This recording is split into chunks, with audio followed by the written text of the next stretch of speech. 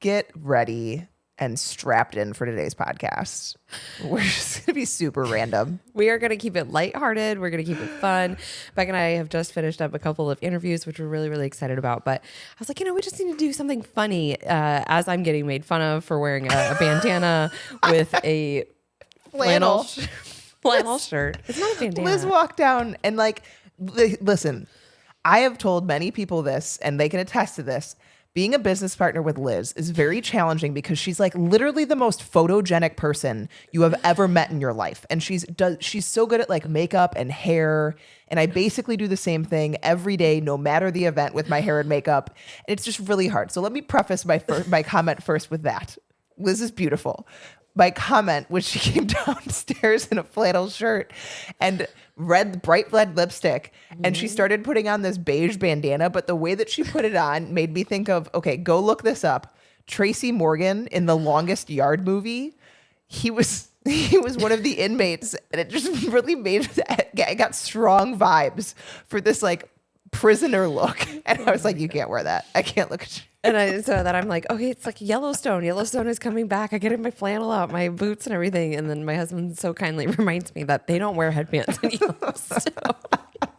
There's a reason for that. Liz has gotten just smoked in the past. That's 10 okay. minutes. That's all right. I mean, I just was like, we just had a great podcast with Shelly, and we're talking about, which I think we should, bring some things up here too, just because we're just keep it lighthearted with you guys. We've been talking a lot about gut health, and like we love all of that stuff. I want you guys to poop every day. I want you to have victory in your life every day. My girlfriend texted me this morning. She said she's a 10 out of a 10, but she talks about poop. I'm like, that is me. But sometimes I just want to have fun. So we're just here to brighten your day up today and hopefully make you laugh a little bit. I wish I was a funnier person, though. Art just brought up. Oh, boy. If you're not watching this on YouTube, Art just brought up the Tracy Morgan image from The Longest Yard. Oh, my goodness. Oh, my gosh. And I love that it says, I'm an arsehole on Twitter. That's on Twitter. Oh, my goodness. Oh, and they gave great. Ezekiel Elliott, because Ezekiel Elliott does kind of look, I don't know. I don't understand his vibe and like his look. It's just a little. I'm going to be honest. I have not been watching football at all this year because we've just been doing so many house projects and other things on Sundays. Like I haven't paid attention to anything. I told you, I've been called an average fan. And so I've been watching it more.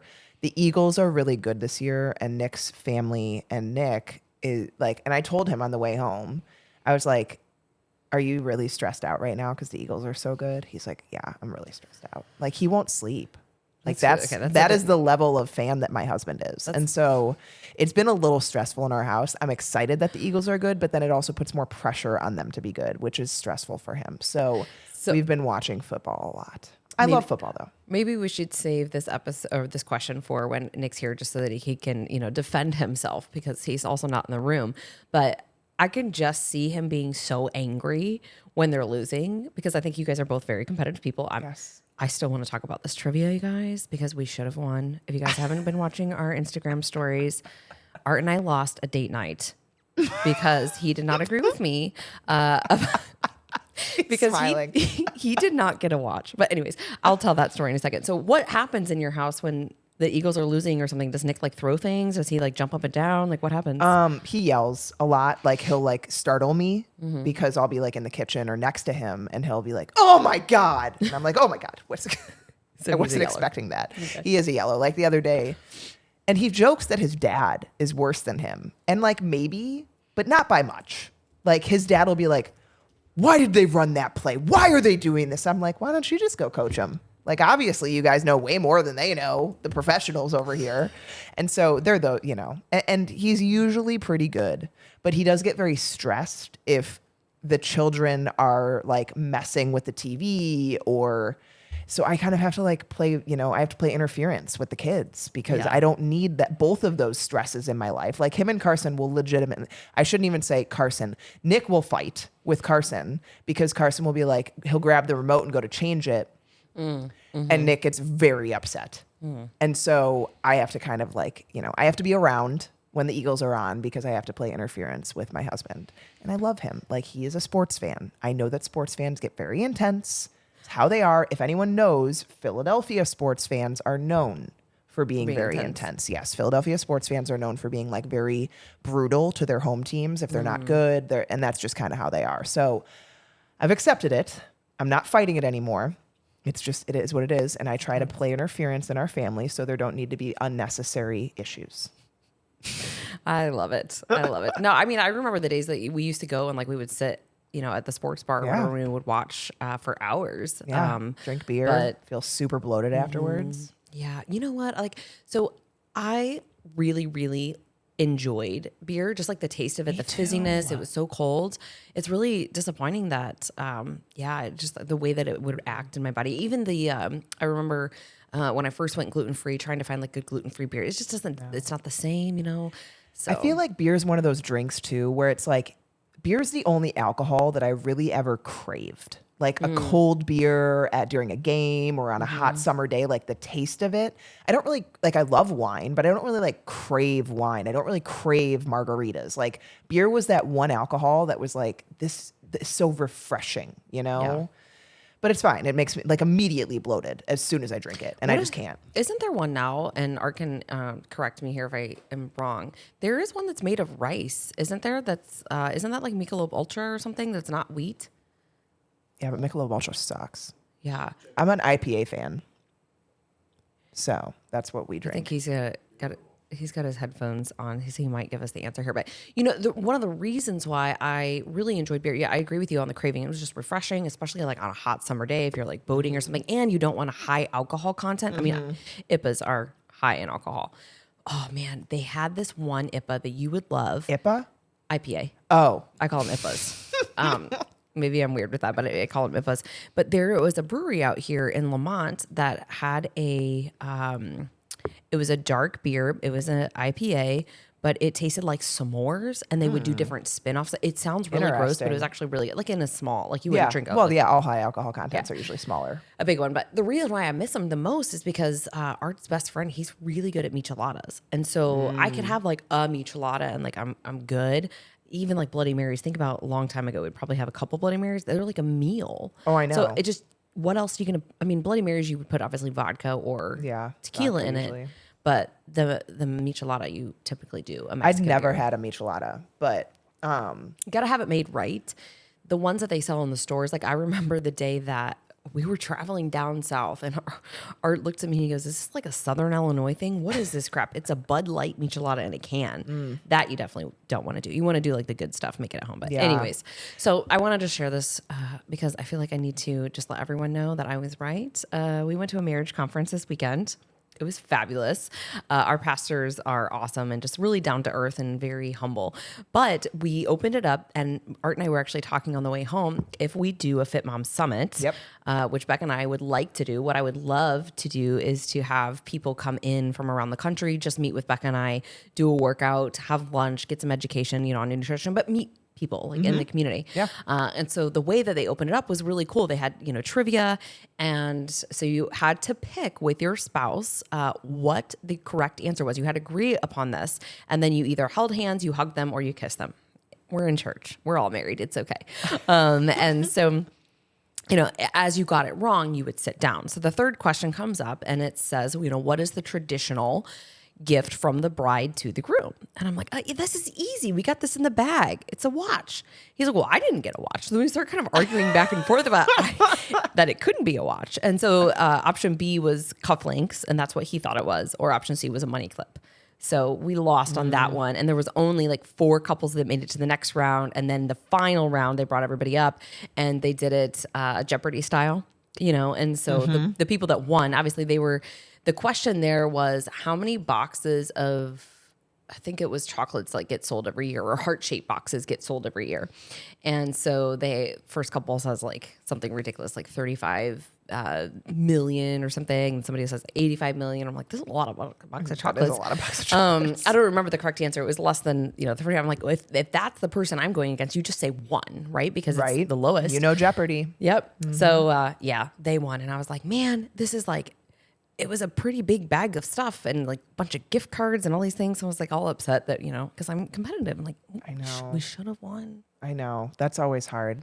Nick and I don't do good with those because I remember, so our honeymoon, there was, they do like they bring up the couples and they do like, if this happened or this happened, who would you, and so the question was, if your spouse and your mom were capsized, who would you save? And I was like, are you trying to break up marriages on honeymoons? Like, why would you even ask this question? Yeah. And I said, my mom. And Nick got so upset. And I was like, because you could save yourself. Like, my mom is older. She's not as capable. I trust that you could save yourself. And he still brings it up to this day. 8 years later, still brings it up. Oh my God. I see both sides. Right? Right. You see the rationalization of, yeah, your mom is older, Yes. depending upon like what the situation is. And also you look to him as your protector. Yes, absolutely. Yeah, absolutely. In that scenario, I mean, Art's going to save the world. He's going to save us all from everything. We're building a room in our house. I know, you told me. I've told Nick and I are going to a shooting range next week for our date night. Yeah. We're building a room that we can store things like Y2K. I said, is Y2K all over again? Literally. My dad had, oh my gosh, you guys. So we had something called like it wasn't Kmart. It was like something similar to Kmart. I can't remember exactly what it was, the name of it. But he would go and he would buy, prior to Y2K, all the canned goods, non-perishables, and Super Mario Kart shampoo. We had about 50 bottles of Super Mario Kart shampoo, conditioner, and bubble bath in our basement for years. I'm telling you, he probably got them for like 10 cents a piece.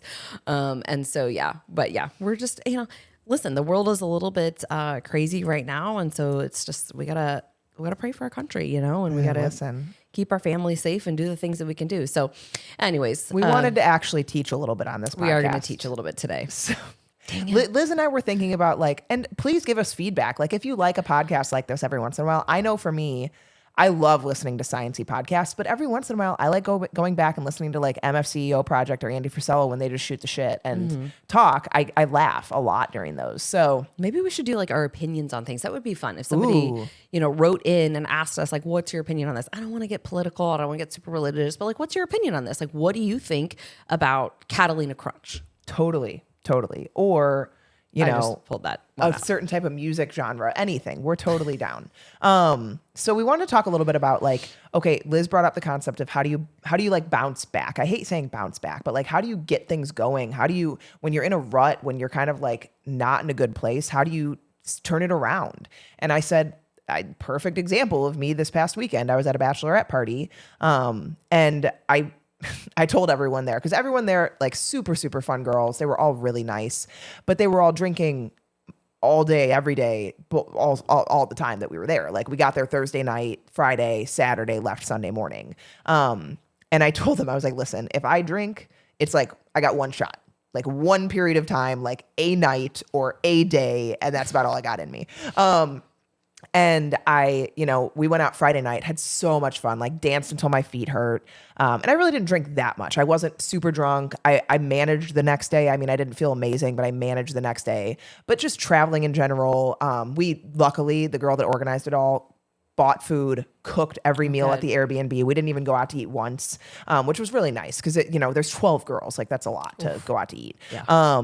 And she had we did ribs one night she made homemade cornbread, all this delicious stuff. Taco one night, burgers one night. It was great. And so food-wise was pretty decent, not like ideal, but I did bring LMNT. I brought protein bars. I brought, my supplements and my daily detox greens and all that kind of stuff. So I had some stuff with me, but I definitely left Sunday morning, like, sleep deprived. I felt bloated. I felt inflamed. I was exhausted and just didn't feel great Sunday and Monday. And so how did I get out of that? Because I honestly, I hate feeling like that. I hate it more than anything. I kind of even regret drinking Friday night because I think that triggered it mostly because that's what gets me such poor sleep.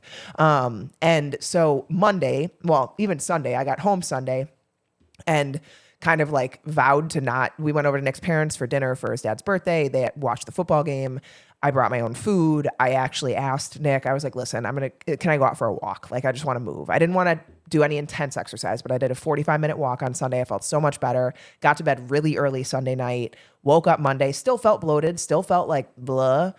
And I was like, there's nothing I can do to speed this up. All I can do, drink enough water, do my workout like I plan to do my workout, and eat food that I know is going to make me feel good. And maybe eat like a little bit more nutrient dense. Like I did a big salad. I did, lots and lots of water that day. I didn't have any sweets. I didn't have any bites of any of that. And today's Tuesday and I already feel pretty much back to normal. And so like, it wasn't anything major. It was just doing what I know helps my body feel good. Yeah. And I think, we all deserve to go and have fun times, vacation and whatnot. This is part of life. And so we never want to preach that like you should go and you should totally not, partake in the cake or the cookies or the wine or whatever it might be for you. But I think it's also knowing your personal triggers. As Becca said before, like a couple glasses of wine, like it just doesn't make her feel well because she doesn't sleep great. And I think for other people, they may know some of their triggers, or they may just be totally unaware of what those triggers are. And so I would challenge you to kind of evaluate if I'm feeling off a little bit lately, maybe you're just not feeling like the energy that you had a couple of weeks ago, or you just notice that your sleep has shifted, or, your mood is just kind of changed and you don't feel great.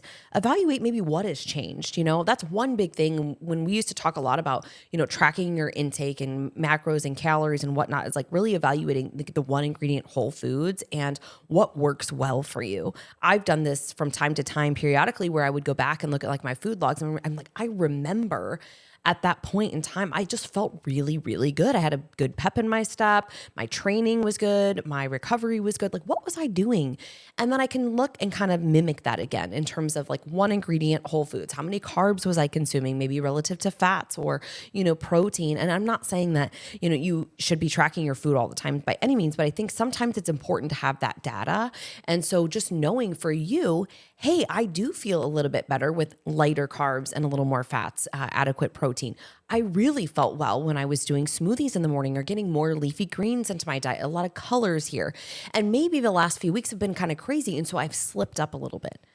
Start to just evaluate what things could I go back and change and shift and just notice, if you've let a little more sugar sneak in. We talk about this in terms of like the bites, licks, the taste. Maybe we've got a little lazy with our meal prep or cooking or whatnot. And so I think for everybody, it's going to look different. And so we want to kind of talk about today, like if you're in that space, one, give yourself grace and know that, no, you can't speed things up, but you can do the things that Becca was talking about, like the basics here, getting out for a walk. I'm even going to add on, like, I know that I've been in this place, especially like around my cycle, feeling just like a little more bloated, just a little more fluffy. That's all I can say in terms of like that water retention that you might experience.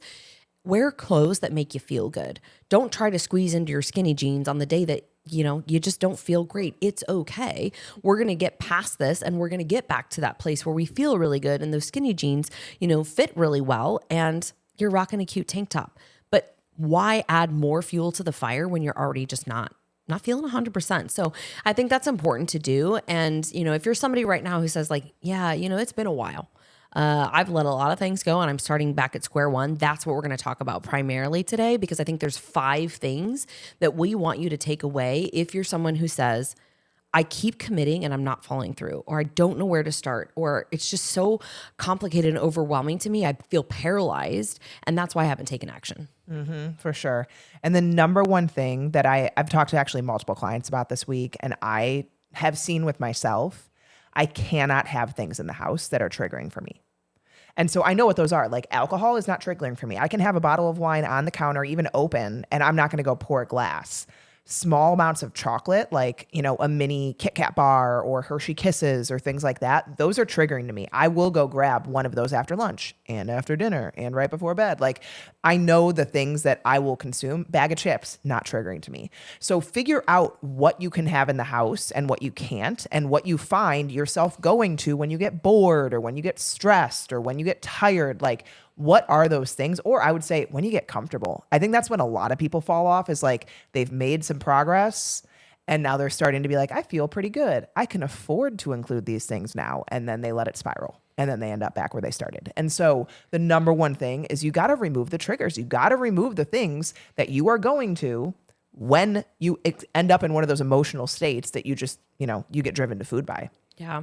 And we've talked about this before too, in the accumulation effect, right? So bites, licks, and tastes, or things that are triggers in the house, like really recognizing, okay, it's not just like a day that I went and I had a piece of candy or a piece of chocolate, right? Like we made s'mores with Marcus last week. It was great. I enjoyed it thoroughly. By the way, Hue chocolate is phenomenal. Highly recommend, from Thrive, or you can actually find it at a lot of different stores now, but it's really good. And so like that's fine to me because it's not a large trigger. It was something I wanted to experience with him. But, you know, as Becca's talking about, if there are things that are triggers to you and they're sitting out in the open, it's not just the day that you had a couple of pieces of candy. It is the last 2 weeks that you've had a couple of pieces of candy. And so therefore we've had 35 pieces of candy, right? And so it's the accumulation effect of, you know, how much these things sneak in. I want to say one more thing before we move on to the next. People always say, well, I just wanted to finish it. I didn't, you know, like I bought it. I don't want to waste it. Let me ask you this. Is the $3, maybe $5, maybe even $10 worth you consuming those calories and feeling worse? If I were to say right now, if I can help you feel better in the next couple weeks, but you have to give me $10, would you do it? Probably. And so when I throw things out, I honestly don't even care. I'm like, I'm not going to buy them again. Maybe this is wasting $3, $5 or whatever, but I know I'm going to feel better because of it. I know it's not going to be a trigger for me. It's not going to be a stress for me emotionally. And so get over the whole like waste money. Honestly, I think it's kind of an excuse. Yeah. I think there's a connection there, or maybe a tie that people like feel bad or feel guilty. And of course, you know, we can get into the conversation that I think a lot of people used to use of like, well, they're starving kids in other countries. Absolutely. Guess what? There's a food pantry down the street that would be happy to take that candy off your hands, or the, you know, cookies, whatever it might be. I will tell you guys from personal just priorities and values what we're going to do for Halloween. What you guys choose to do for your Halloween and your kids is totally up to you, but we're going to go and we're going to trick or treat, and we're going to come home, and Marcus is going to get to keep the top 5 things that he wants. And that's what he's going to get. The rest of it is going to a friend's work, or we're going to give it to the food pantry, or something. We're getting it out of the house. That is not a big trigger to me, but he's 3 years old. And what he does is he goes to the cabinet now and he climbs up and he helps himself to the marshmallows or whatever is even on the second to third shelf. So we're just not going to keep it in the house. And so that's one thing that you may want to consider as we go through Halloween here in just a few days, or you know, have a lot of Halloween candy around the office. Get yourself away from it. Get it out of the house. Get it out of the office. Pick, you know, what they want. Like I'm going to tell Marcus, you get to keep 5 pieces. What are the 5 pieces that you want the most? And the rest of it is going bye-bye. It's probably actually going to go to my father-in-law because he loves candy. But the second thing here is when you're committing to getting, you know, things back together and getting back on track, tell someone that you're going to do it. Don't just say blanket, I'm going to drink more water. Okay, how much water are you going to drink? How are you going to track it? And who are you going to be accountable to? We actually had an interview with Amy Leeden, like, I don't know, 4 or 5 months ago. And I love watching her Facebook stories because she was doing a story one day like, hey, I'm just telling you guys that I'm taking my daily greens. And so for the next 30 days, you're going to see me on Instagram chugging down my daily greens because that's my accountability. So if it's social media, awesome, do that. If it's a friend that you text every day, if it's your coach, if it's your practitioner, somebody you're working with to check in to say, hey, I did the thing today and I drank my 3 liters of water, do that. Because I think it's really, really important for you. The stats tell us when we have accountability, we have somebody to answer to, we're much more likely to follow through. So I think that's a really big thing that, you know, and again, it doesn't have to be like you tell the entire world, like Amy was talking about on social media, but I think that's great as she is, you know, somebody who's very vulnerable and high up in, you know, our space, that she's being honest to say, hey, if I'm not accountable to this, it doesn't happen all 30 of 30 days. Absolutely. And I think that's a great piggyback to the next one, which is finding a community or finding what motivates you. Like if you are someone that is surrounded by people that are maybe not doing things that are healthy for their body, they're not in the same line of thought as you as wanting to make improvements in your life, get in your ear people that are. There are plenty of podcasts out there. There are plenty of people that you can follow. Look at who you follow on social media. What are they doing? Are they going out and partying? Are they eating all the foods and posting it on their Instagram? Or are they posting about how they're working out and how they're meal prepping and how they're making their food? Like, look at truly what the influences that you are having in your day-to-day life. Every morning, I try and listen to either educational information or something that's motivating. Listening to how people do hard things and get through hard things in life. And, even though they wanted to do something, they did the harder path because they knew it was the investment in their health and what they wanted down the line. Like, you got to look at what you're consuming, because a lot of people use the reason or excuse as, well, my family just doesn't want to eat healthy, or my friends always want to go out every weekend, or whatever it is. Okay, what are you doing the rest of the week? What about when you're by yourself? What are you listening to every day? Like, look at those things, because those influence your thoughts. They influence your actions. That's what I want in my life. I want people that are leveling up. I want people that are doing hard things. I want to see people that are accomplishing what I want to accomplish, because then I believe more that it's capable. And so you have to look at, what are your influences? What's going to snap you out of that mess? What's going to snap you out of that mind space? Because so many of us just like blame it on the people around us. They aren't forcing you to anything. Like, the people this past weekend didn't force me to drink. I chose to drink. The influence of the people around me heavily weighed on that choice, I will say. If everyone else wasn't drinking, I wouldn't have drank. But it could have been my choice to not do that. You got to look at what the people around you are doing and what other influences you're allowing into your life. Yeah. And I think it's so important to understand, and we've talked about this several times in the podcast, and you've probably heard other people talk about it. It's really, really important to understand what your driving force is. Like, what internally is it that you want?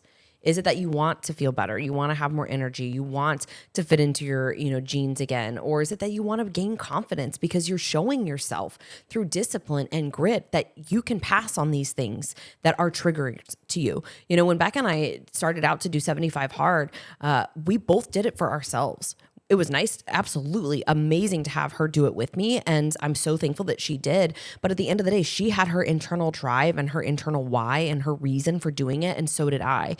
And that's the only thing. Like, we're not together all the time. We see each other once a week. Yeah, we talk all the time. But she wasn't at several parties or events. I wasn't at several parties, or events with her throughout the course of the 75 days to smack things out of her hand or say, hey, you can't have that bite of chocolate or whatever, right? No, she chose to do that for herself, and she had an internal motivation and drive for this. And so I think when you're looking to find a community, I think it's so important to also know you want a community because you want like-minded people to come alongside you, but you have to know they're not going to do the work for you. They can't show up, to the gym for you. They can't show up to the grocery store for you. They can't cook your chicken, right? They can't do all of these things. But what they can do is encourage you and support you. And that's one thing that I think so many people far underestimate, because if you have a buddy system or you have some level of accountability where that other people are doing these things too, even though they may not feel like doing it on a random, Tuesday in the middle of October, they're saying no to candy while everybody else is already starting in on the Halloween candy, like, hey, I can message that person and say, hey, I really wanted this today, but I didn't do it. And you can, kind of feed off of each other's energy there. And, I think then the fourth thing here is to really decide when these things are going to happen.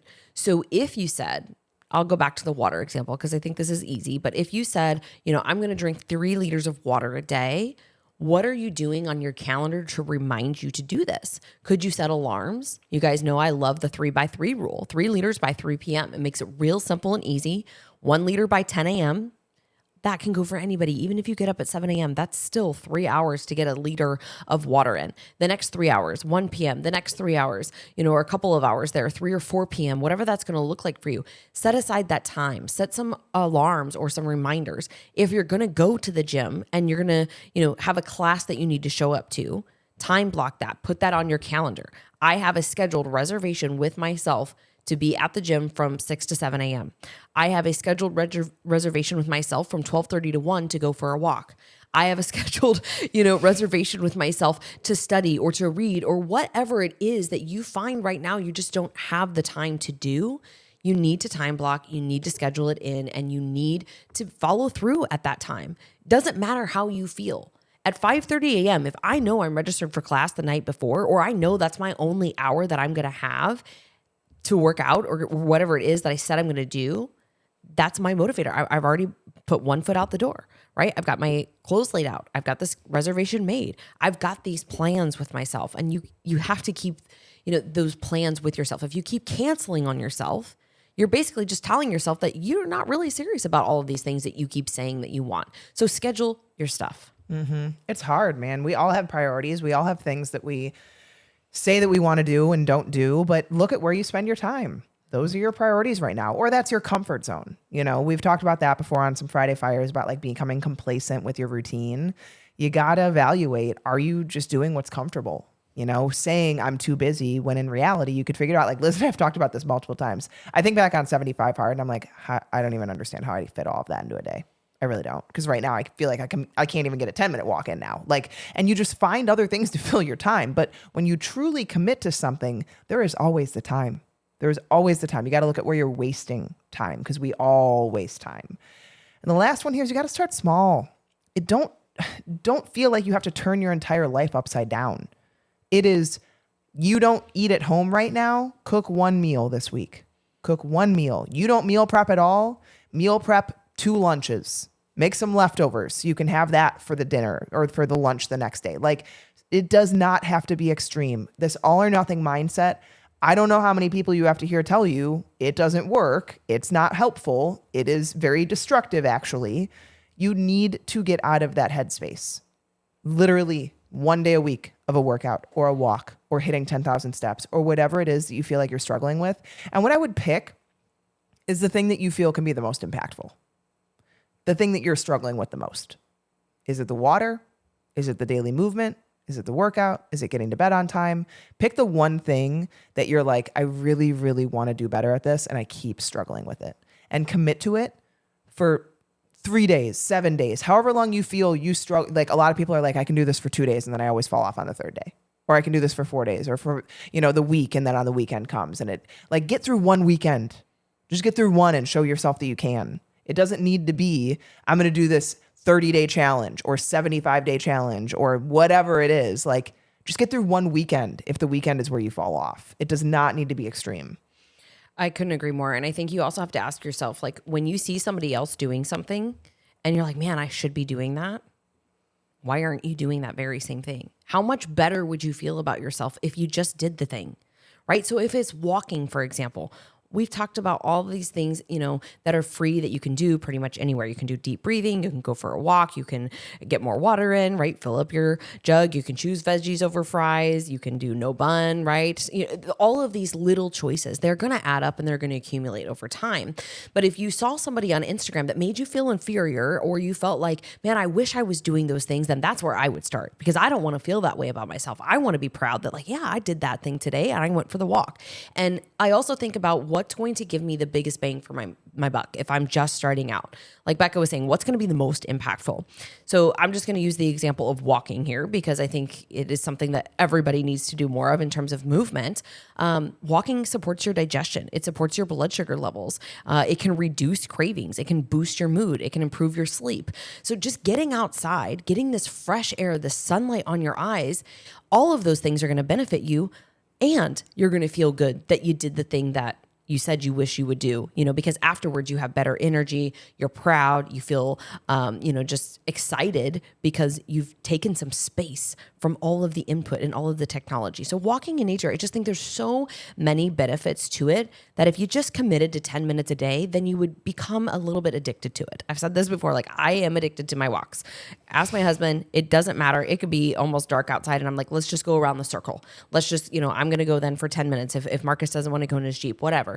I think make a decision and then just show yourself for like the next 7 days, as Becca was saying, that like, I can follow through with this on the weekend. And along that journey, I want you to track how you feel.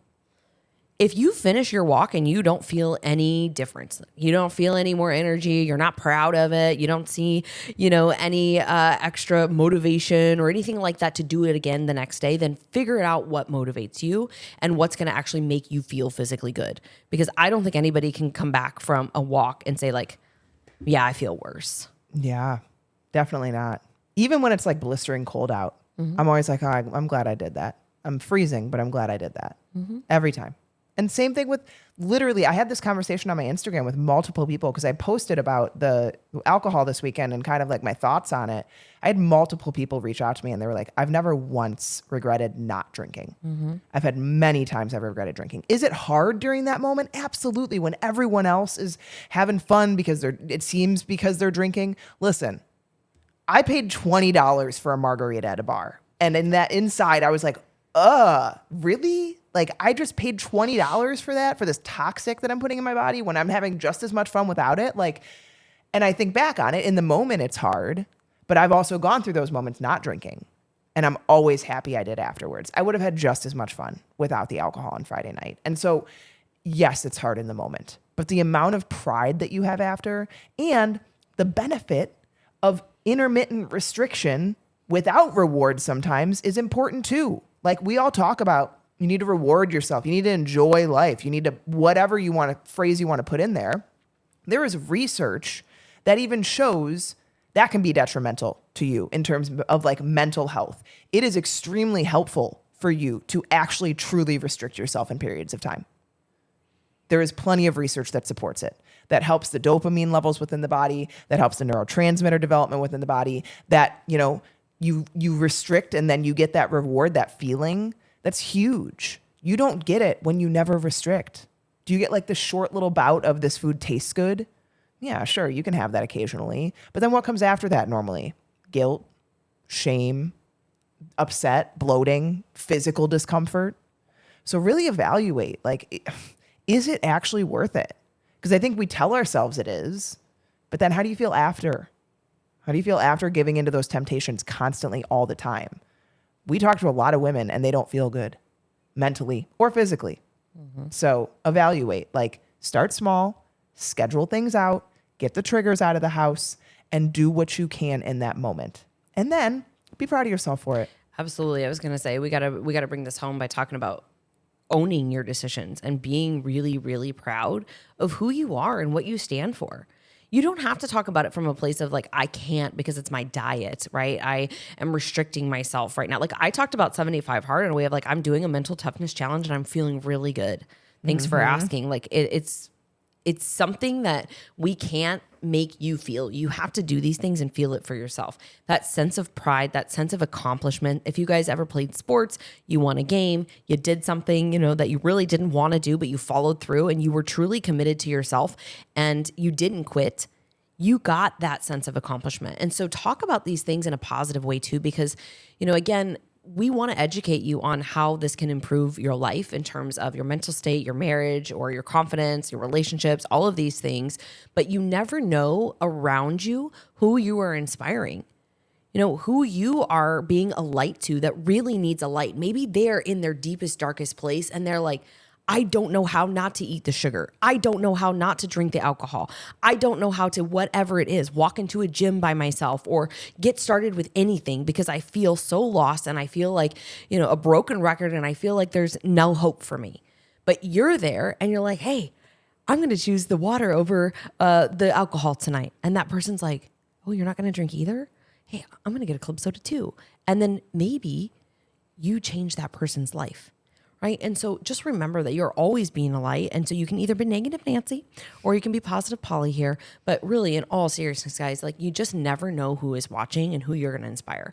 So we hope that helps you guys today. If you're kind of in that funk or you're just in a rut and you're like, how do I bounce back? How do I get out of this place? Take those 5 tips, start small, be the light.